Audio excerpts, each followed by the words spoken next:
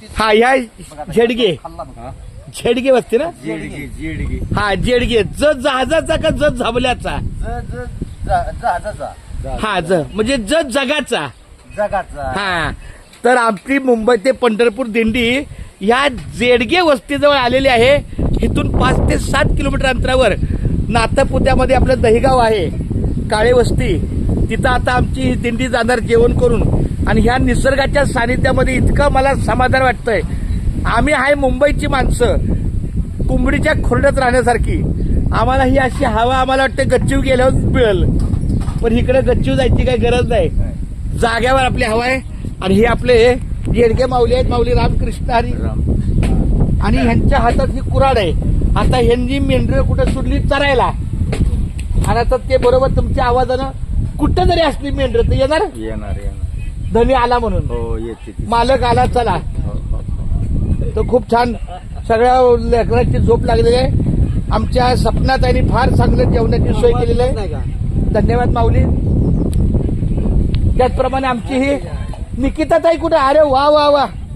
हो का ही मेंढर बकऱ्या शेरड्यानो ओळखलं का? ओळखलं का?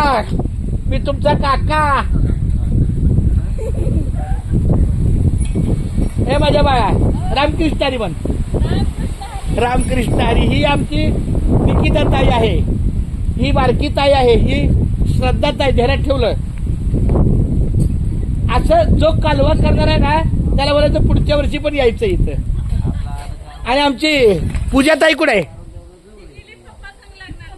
बर ठीक आहे. ती लगीन करून येणार की नाही? तिचं पण लगीन करून येणार. हा अहो कुठे शेरड्या कुठे गेले? ए बाबू कुठे गेले शेरड्या चरायला?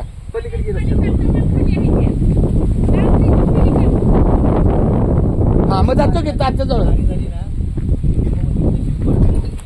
ए काय बाळा काय खायला आताच दिले सर्वांना.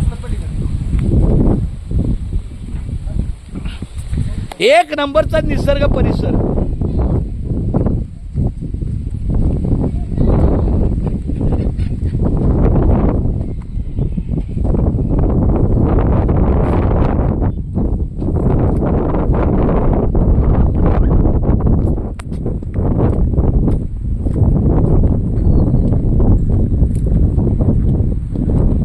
आबा कुठे आहे बकऱ्या?